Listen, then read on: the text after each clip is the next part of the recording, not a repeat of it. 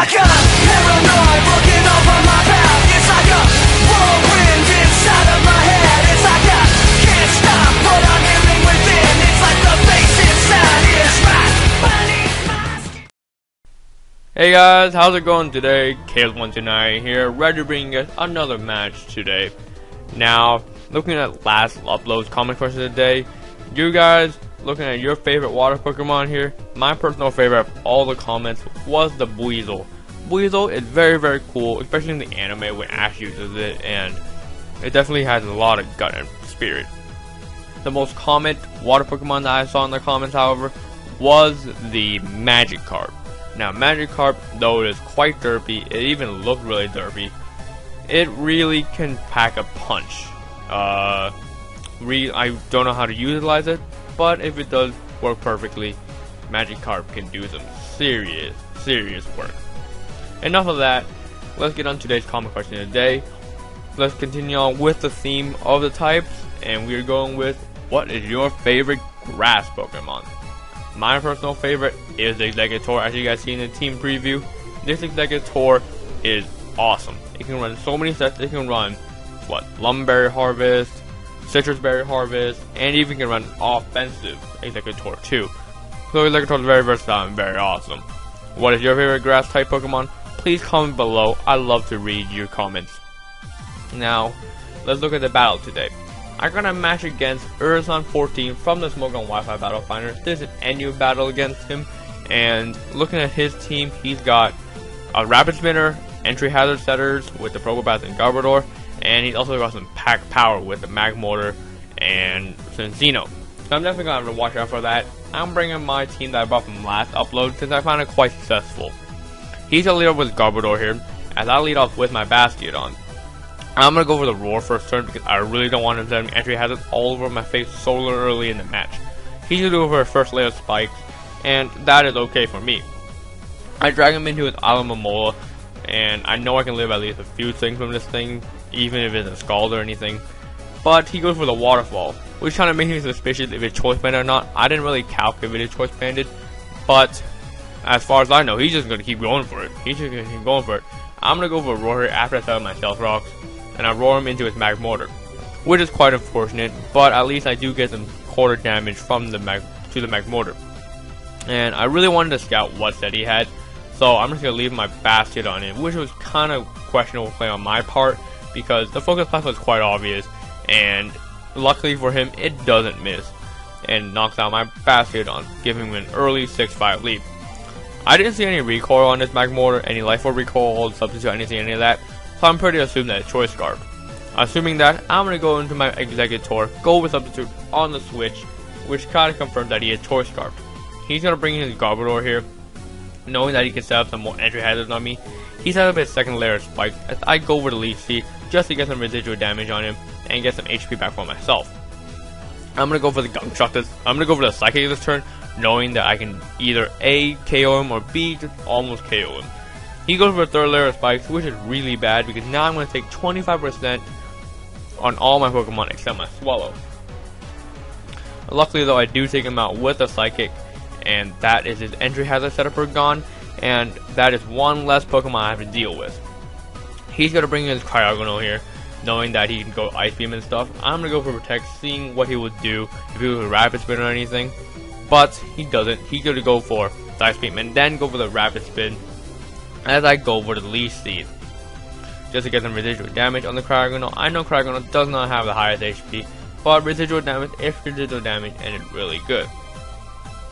After he spins out my rocks, I'm going to keep going for Protect, Leaf Seed, Substitute, and all the other shenanigans, because I know my Psychic's not going to do anything to the Cryogonal, because Cryogonal is a monster, and I don't have any special attack investments. This is Stolly War here. Just a little Stolly, and I'm just gonna go for another substitute because I know this Ice Beam is gonna knock out my Exeggutor. He can't really do anything to me with substitute, protect, substitute, protect, substitute, protect all day. He can't do anything. He can't touch me.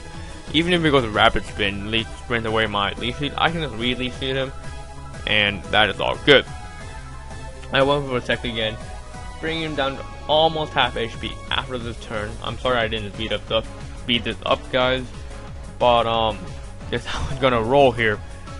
Anyways, as this little stalwart here does retake me to go for another substitution and go Rabbit Smith. But how's it going actually? I plan to be uploading something to PNP Beta in the future, so you guys can watch out for that. And also, it's getting quite warm here in Texas. Quite warm. How is it over in you guys there? That's kind of another question you guys can answer if you guys wish. And as this stalwart's gonna keep going here, I don't really have much to talk about, but I'm gonna keep going, trying to wall this thing a little more until I decide, hey, I don't want the stalwart to last too much longer. I know he can stall me out. I know I can stall him out. It's not gonna go anywhere. He's gonna go for an ice beam, which does a decent amount to my Gobbler, especially because of the 25% damage I took from the spikes. Now, I hope I can live another ice beam here and go with a gunshot in retaliation to kill the Trigonal, because I know he has paper thin defenses, even with a really high special defense. His HP isn't that great, his defense is pitiful, so I know the gunshot can take it out, and luckily I don't miss, and that Trigonal is gone. That means I can set my entry hazards all day without him disturbing me. He's gonna go with his Provo Pass here, and now he's gonna go for the Power Gem, which is really odd, because he should have just set up the Stealth Rocks and stuff. But I guess it works for him because now I only have 1 layer spikes, 1 layer talking spike. And that proves to be quite good because he doesn't have a Rabbit Spin anymore, his Gobbler is dead, he can't absorb my toxic spikes, and all is good. His whole team would be taking all that damage except his Provo Pass here. I go for the Substitute here, knowing I can outspeed his Provo Pass, but if for some reason he's gonna go for the Thunder Wave. Probably predicting me go for Leashy or something, but it's not going to do anything, especially because I'm behind a sub. I'm going to go for a Leaf Seed as he set up his Stealth Rocks here, and go for another Protect, seeing what it would do. And that, now he reveals to me his whole set. He's got Thunder Wave, Stealth Rock, Power Gem, and Volt Switch. The standard set, which is really easy to deal with, especially with the Executor round, and behind a sub. I'm just going to let him Volt Switch here. There's really nothing that he could do to me. He can't even break my sub with that Volt Switch, which is quite pitiful. And in turn, he's going to bring out Encino here, weakening my sub, so I know that these tail slaps that he's going to go for, he's going to break through my sub and trying to do massive damage to me. And that is alright though, because I'm behind a sub. And when you're behind a sub, everything is really good. I'm going to Protect here just to do some poison stalling here, and next turn, I'm going to go for the Psychic. Hopefully that this Encino can't take me out of tail slaps and stuff. And after seeing two tail slaps won't even knock out, 2 tail slaps knock out my sub, and this third one basically did nothing at all. I'm just gonna knock it out with a Psychic, and that's basically gone of his Encino here. I'm gonna go for another Protect here, knowing that by now that he's Scarfed, so I can scout exactly what moves he can lock himself into, and I can bring in the appropriate counter after that. He does opt to go for the Fire Blast, the safe play, and I'm definitely not going to want to switch in. I'm definitely not going to want to stay in here. And I'm going to bring in my look at that huge damage on the entry hazards. Guys, this is why you should bring a Spinner to NU. It really hurts. Looking at it, going for Fire Blast, it is a sure 2-hit KO on my Licky, which is quite unfortunate. And to put salt in the wound, he gets the burn on me, the 10% burn, which is quite weird. Now here, he does miss the Fire Blast, which is quite unfortunate for him because I'm just going to go for Dragon Tail to drag him out into his Alamomola. Get this thing poisoned, get some ridiculous damage on him from the toxic spikes, and now he shows that he has leftovers, which is awesome because the waterfall means that he's not going to get any burn hacks on me, and everything's going to be alright. I'm going to Hex here, seeing what he would do. Kind of really bad play on my part because burn, I think, hurt a lot more than poison, if not the same. And my Licky is basically down to death, basically down to the last turn here. So it's kind of really just stalling myself out. He's go for the Wish, as I think I go for the Wish here. Camptation just lagged for like a second there, but I'm down to basically my last thing. If he go over a waterfall, I'm pretty sure he would take me out. But actually that might be own burn actually. And that is great because I think I passed the Wish off to my Executor, which is perfect. I bring my Exeggutor and Hazards again rape my Pokemon. He's over Toxic here, hating, completely just disgustingly hating my Exeggutor.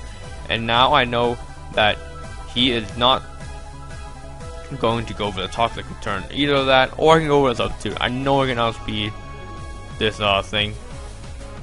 But I'm just going to decide to switch out here. Go into my Swallow here, predict another Toxic, and that is great because he just wasted a turn. Got me the free Guts boost, even though I do have the Burn Orb. It definitely helps absorb that status. Here, I'm just gonna go for I'm gonna go for my U-turn, get on the Alamomola, and switch into my Gorbis, which again gets raped by Hazard. He's gonna go for the Wish, seeing what I would do, and he knows he can take at least one Facade of Brave Bird from me, which is quite a good play. But this Alamomola is not gonna be able to stop my Gorbis from doing its signature move, the Shell Smash. He does miss the Toxic though, which is quite unfortunate for him.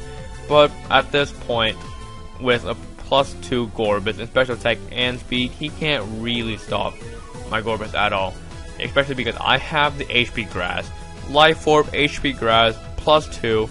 Goodbye Alamomola, and you guys will see Gorbis here pretty much finishes the game. He's gonna bring his Probopass, which is gonna die to a Surf, and even though Probopass is most likely especially defensive, it won't be able to take a +2. +2, super effective, Stab, Life Orb, Surf, gone. Get out of here. He's gonna bring in his last Pokemon back Mortar, which even though it is Choice Scarf, is not gonna outspeed +2 Gorbis, and wow, voice crack. That is pretty much game. So great game, Urisan14, and remember to answer the comment question of the day here. Also, please rate and subscribe. It would be really much appreciated. I got 16 likes, actually 2 uploads to go, and let's see if we can actually break 20 this time. 20 likes. I know you guys can do it. It's gonna be great, and I'll see you guys next time. This is KDUBZ here saying peace.